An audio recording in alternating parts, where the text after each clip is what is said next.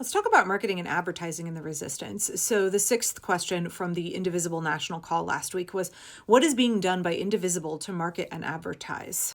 Indivisible is the grassroots organization that I'm a part of that is a pro-democracy movement that is mobilizing millions of people in the fight to restore our democracy. So one of the things I heard after the April 5th hands-off event was that people would have turned out if they had known it was happening, which I find interesting because I understand our algorithms really tailor what we see, but I saw ads in the run-up to April 5th just nonstop on my social media. All over TikTok, all over Instagram, that's for sure. And definitely all over Blue Sky. And there were people in the media talking about it as well, right? Brian Tyler Cohen, Rachel Maddow. People were putting posters up around town, like little handouts everywhere I went. I had flyers that I would give to people, and they would not only have information about how to contact your elected representatives about various issues, what Indivisible is, what our local chapter is, where we meet, but also about upcoming big events, including Hands Off on April 5th. So the question here was, what is Indivisible doing to market and advertise on a national level? And the answer was, well, it's not really about paid media. Obviously, Ezra and Leah are doing things like op-eds in the paper. They're going on legacy media and being interviewed. That's all well and good, but it's really about creating vehicles that spread in their own social media network. Indivisible is not a top-down organization. It is a grassroots movement. And that's really important for a bunch of reasons because Indivisible, echoes what we want to see in our government, which is that it is run by the people. The people tell the leadership what they need. And the leadership is like, okay, we have a mandate from you all. We sent out this survey and we heard from, 87% of people that we want y'all in leadership to be doing this specific action. And so we're going to do it. We have a mandate from the people. You all direct the national organization. It's like how our government should work. The people are leading. The folks in leadership really just facilitate enacting the will of the people. But it also means that this is a real movement of folks in communities all around the country. And that means that people want to hear from their neighbors. They don't want to hear from some national org that's telling them what to do. People want to hear from folks like them who have a similar lived experience. Real, normal, everyday people. What's happening is a real grassroots movement. It is not some packaged national media thing put on by talking heads. Grassroots organizing is about building relationships. It's not about a marketing campaign. It's not about advertising. It's about outreach, right? Those are very different things. It's much easier for us to reach out and touch the person next to us, to connect with somebody who is close by. It's a much smaller lift. If everybody agrees to reach out to a couple of their neighbors, if everybody agrees next time I hit the library or the post office or the local grocery store or the community center, I'm going to put up a little bulletin. I'm going to tack up a little sign, a little flyer on the bulletin board. That is far more effective and far more authentic. The other thing I wanted to mention here is that Ezra was talking about how the American public is so overwhelmed with AI-generated digital slop, especially on places like Instagram Reels and on Facebook. It's really hard to break through all of that. We know that folks on the right are really susceptible to just the worst, most schlockiest, AI messaging. They're fooled by that stuff. But at the same time, it feels very plastic and cheap. AI content has really kind of flooded the zone such that none of it really stands out anymore. It's just kind of like a bunch of static, a bunch of background noise. And Ezra was saying, but do you know what's harder to replicate? What does stand out? Real art from real artists.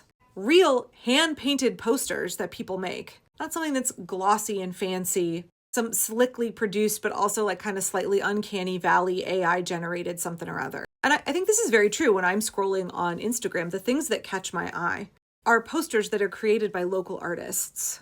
Something that's unique and real. Real physical posters in real life. Real art made by real human beings. That's what separates grassroots movements from the astroturfing of big media.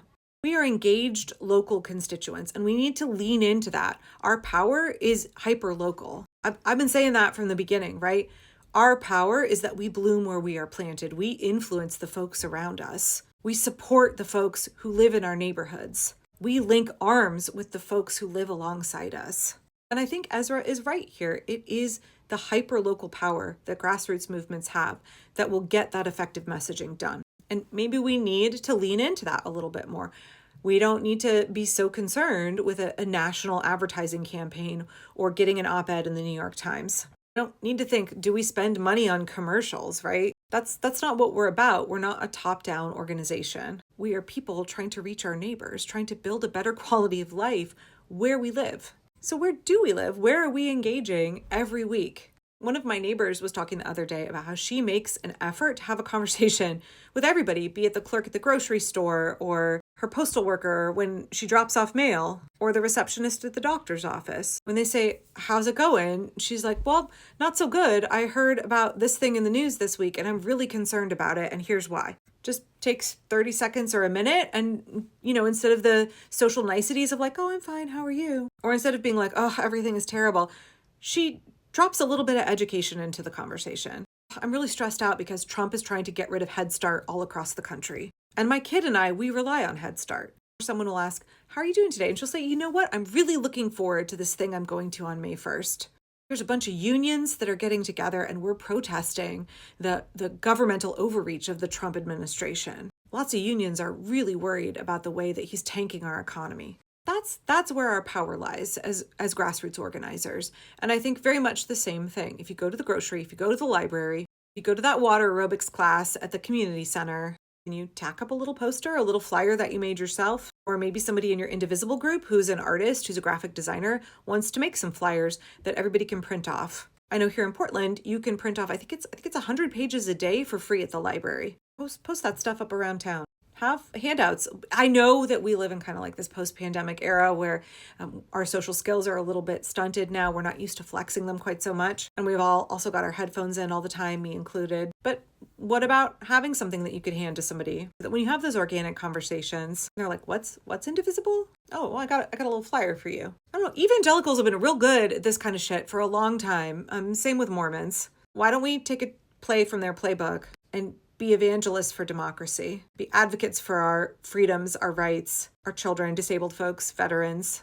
Let's step outside of our comfort zone a little bit and realize that it's not up to some big national movement to get the word out. It's up to each of us. It is our own personal responsibility and privilege, right? I have found, even though I'm very introverted, the more I make an effort to talk to total strangers and the more I feel like I'm willing to take a risk and engage in those conversations. Like maybe they won't want to hear what I have to say, or maybe they'll say something nasty. That's fine. I probably don't have to interact with that person ever again. Or the more I'm like, "Oh, is it okay for me to post this on the bulletin board here?" The less fearful I get about it, the more confident I feel. The more I practice, the easier it gets. And I know for my neighbor, it's just part of her routine now, right? I don't think that she would even imagine when someone says, "How are you?" Of responding with like, "Oh, I'm fine. How are you?" when that's not true at all. She has shifted the way she views those little niceties as a chance to educate somebody, as a chance to bring somebody else into the pro-democracy movement. Where can you put up posters around town? How can you get the word out? What can you share in like your local Facebook groups or on your own Instagram? I don't care if you have, 35 followers. Can you use your small platform to reach those people that are local to you, that are connected to you? Because if we all do that, if we all decide that we are going to work within this little sphere closest to us, in permaculture, we have zones, starting with zone 0 in your house, and then right outside your front door is zone 1, and then moving out in concentric circles away from your home until you get to zone 5, which is complete wilderness, and you hardly ever go there. You don't have very much influence in zone 5. Man, zone 1, right outside your front door, you are there many times a day. That's where you put the things that you want to visit frequently in your garden, like your strawberry beds and your herb beds. Oh, I'm making dinner. I'm just going to step right outside my front door and I'm going to snip some chives and oregano. I don't have to go very far, and then I'll come back inside and make dinner. How can we fold that concept of zones into the way that we do outreach? Zone 5 would be like an international audience, right? And weirdly enough, I'm making this video and a significant portion of my YouTube subscribers are not from the US. So I have more of a zone 5 reach, but really the most impactful reach that we have is in that zone 1 right outside our front door, right in our neighborhoods. That's where we are most frequently, where it takes the least amount of energy to get the job done. The lift is much smaller. I'm much more likely to put those chives in my salad if I just have to take 4 steps out my front door. Versus if I put my chive plant way out in the back of my property, I probably would be like, I'll skip it this time. So rather than thinking about a big advertising campaign that would take a lot of energy and we're probably like, we might not get there. Instead, maybe think, can I chat up somebody standing behind me in the line at Costco? I'm already here.